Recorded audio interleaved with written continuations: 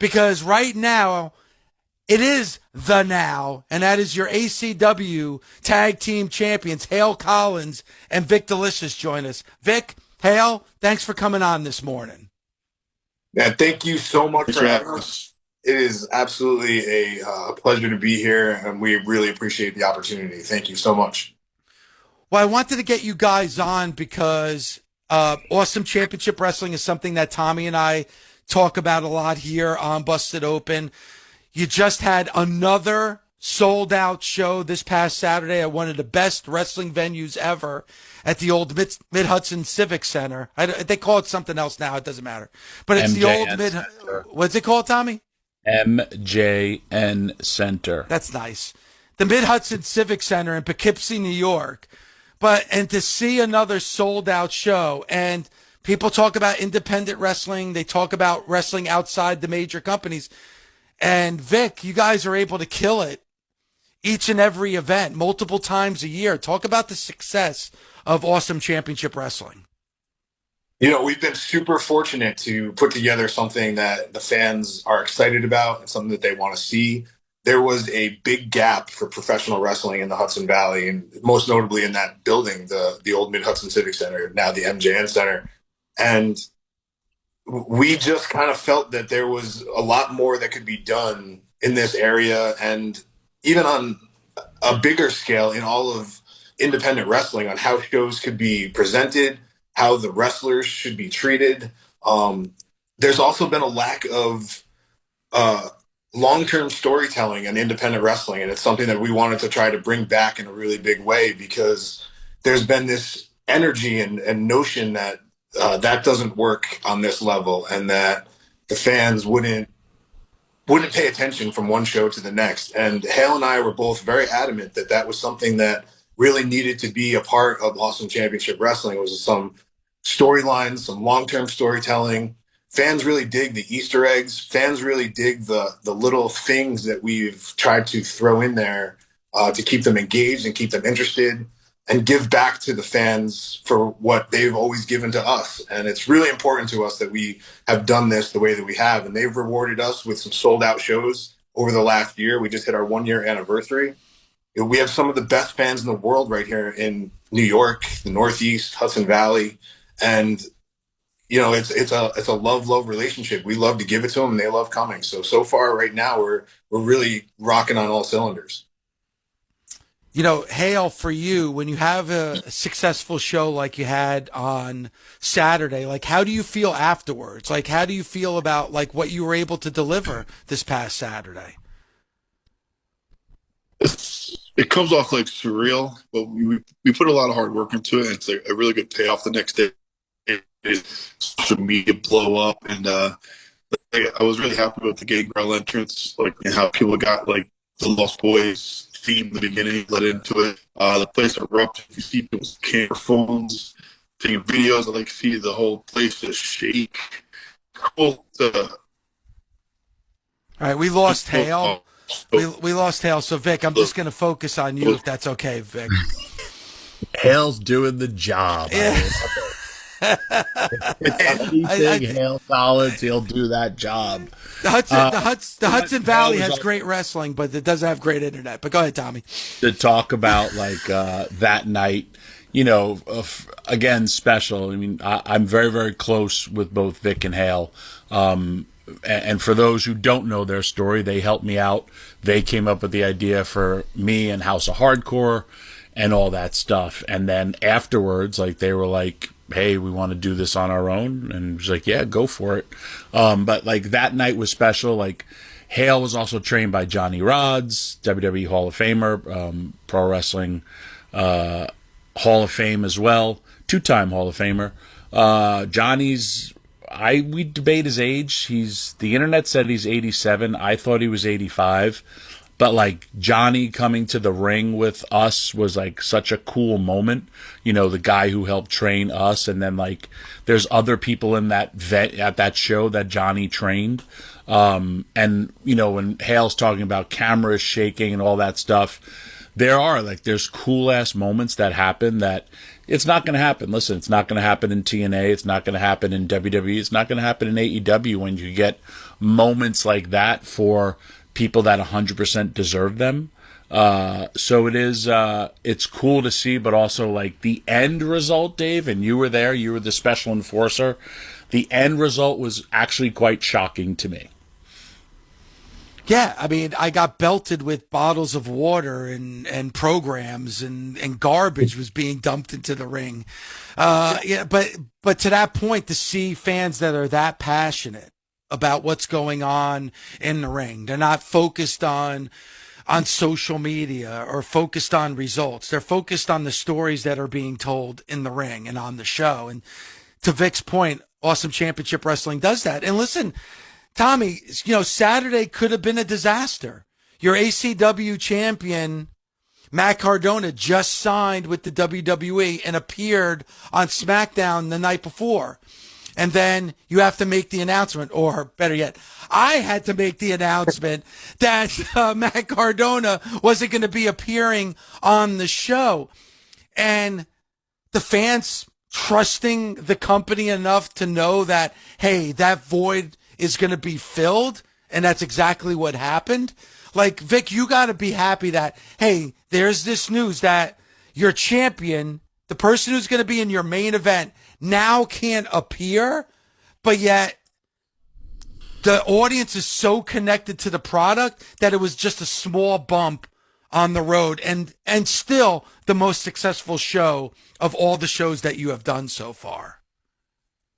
Absolutely. I feel that Hale and I are both very fortunate because of our relationship with Tommy Dreamer and he's really taken us to pro wrestling graduate school where we had the opportunity to work alongside him with House of Hardcore and kind of see how he put his shows together. And the element of surprise was also something that we used a lot in House of Hardcore. And also the ideology of taking any negative and turning it into a positive. In pro wrestling, things are going to happen. Nothing's going to go exactly how you want it to be, whether it be planning for a show or the execution of a show or planning a match or the execution of a match. Things aren't always going to go exactly to plan. And the best people that do this are the ones that are able to pivot and turn a negative into a positive. And for us, we were just ready to deliver in every way. And I am very lucky that I have known Nick Nemeth for a really long time. I was actually a part of Ohio Valley Wrestling on his very first day that he walked through the door. And Nick showed up the same day that Bobby Lashley did in OVW, and talk about two guys to walk through the door and completely be game changers. Nick Nemeth and Bobby Lashley were those two guys. And I've known Nick for a really long time. And when I called him and said, hey, would you be willing to do this? He had tickets to go see John Lovitz, and he pivoted. And instead of going to see John Lovitz, he came to Poughkeepsie, New York. And I can't say thank you enough to him for doing that, being there for our fans, being there for me, being there for ACW.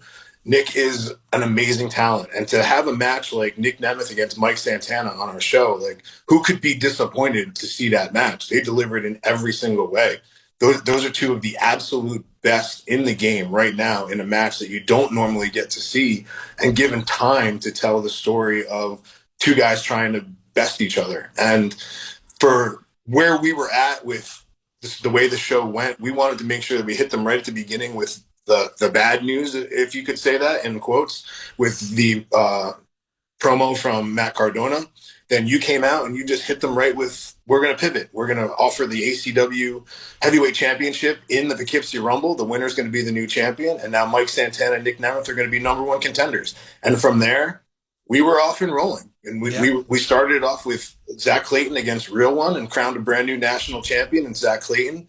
And from there, it was amazing matches, surprises, twists, turns, and we really felt like it was one of those nights where we caught lightning in a bottle, and it was a really great representation of what independent wrestling can be, and especially what you can get when you come to see Awesome Championship Wrestling.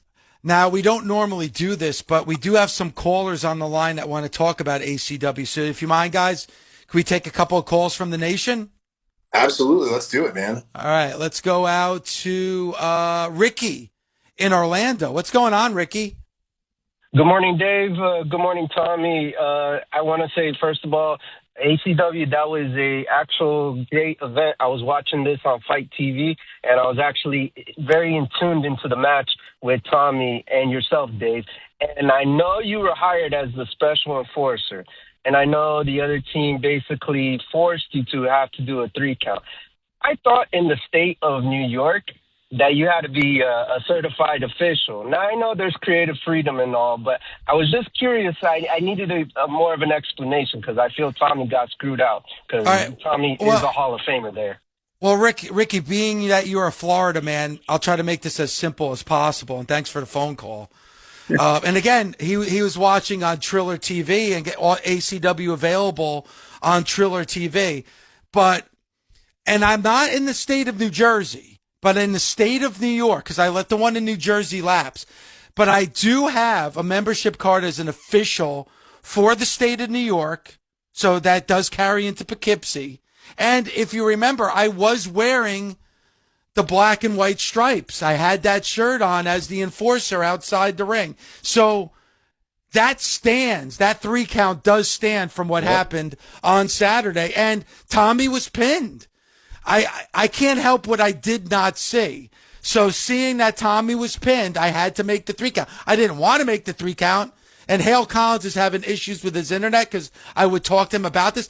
Hale Collins, physically grabbed me after that match because I made the 3 count, which I would have to think there should be some ramifications for physically touching an official. Mm-hmm. And that could be talked about at another time.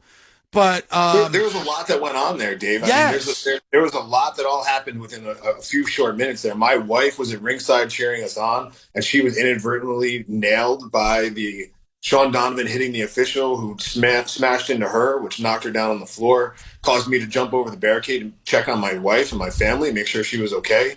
And then behind my back, I find out that Josh Chernoff is loading up some baby powder that he's going to try to use. He says he's trying to chalk his hands. I don't know. I've never seen a wrestler chalk their hands in the middle of a match, but he wanted to get some baby powder, maybe blind Tommy Dreamer. You smack the baby powder out of his hands, and then twist and turn.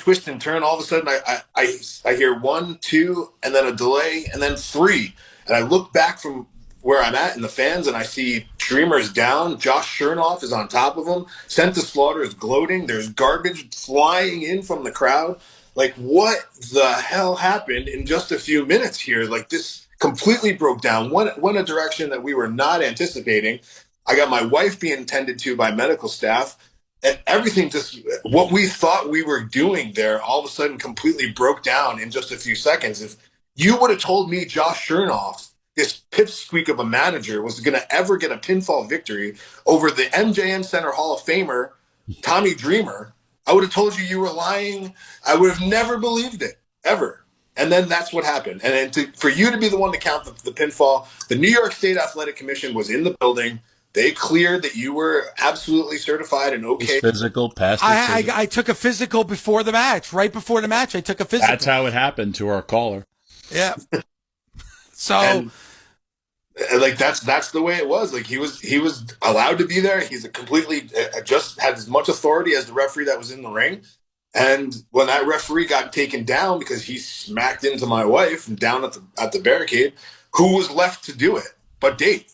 Yeah. And he wasn't there when I hit the DDT and had him covered. No, he wasn't there for that one. He made Bronco Lubitsch proud with his count. I made it, because I didn't want to make the 3 count, but Danny Moff was in my face. Think about what I had to do on Saturday. I had to make the announcement that Matt Cardona wasn't going to appear, and I couldn't announce that Nick was there because it was a surprise, so I couldn't even talk about Nick Nemeth is here, and then I had to make the 3 count on the Hall of Famer that's just got hit that I did not see. I had the toughest job of anybody at ACW Wrestling on Saturday. Instead of wrestling, but I digress. We also talk about emotions and all that stuff. I'll say 2 things. One, I didn't know this till I was in the ring with Hale. Hale has a hernia, and he's looking at surgery, I believe, this week. Oh, and to go into that match with needing surgery is a whole other level for why you appreciate pro wrestling and pro wrestlers, because how serious you have to take things. But then the emotion afterwards, where I got pinned, I got cheated, and then people were pissed, and then I saw the crowd change, and then all of a sudden I started seeing, plastic cans, all that stuff. I got hit with a full Gatorade bottle in the back of the neck. Yep. Dude, it hurt, and I swung around quick like I'm gonna punch somebody, and then like the fans literally apologizing to me. But the fact that the fans cared so much about myself, the Now, and hated our opponents, I thought was awesome to see in 2026, because they still believe, and that's key. All right, we only have about 90 seconds, and this is important because we're wrapping up. Please tell everybody about how they can catch the next ACW show at the Mid-Hudson Civic Center. Absolutely. We're returning to the MJM Center on March 14th. You can get your tickets at thisisacw.com. You can also watch the previous event, as Dave said, on Triller TV. But our main event for this show is our brand new champion, Richard Holiday, is going to be defending against Mike Santana, the number one contender, and Killer Cross, who showed up in a promo at the end of the show and challenged Richard Holiday. They've got quite the history together, and they're going to be going one-on-one in a three-way match for the ACW Heavyweight Championship. It's going to be one of those main events that I've never seen that match before. It's going to be something you're going to want to be there to see what's going to happen. The hottest independent star right now in the world is Killer Cross. Mike Santana going to be challenging for the TNA World Heavyweight Championship on January 15th on AMC. And then you have the crowned brand new champion, Richard Holiday. Like, it's a pick'em. Who's going to win that match? It's something you're going to want to be there to see March 14th. This is ACW.com. You can get your tickets there. Ticketmaster, the box office. We also have meet and greets available for everybody if you want to meet some of these stars. They're going to go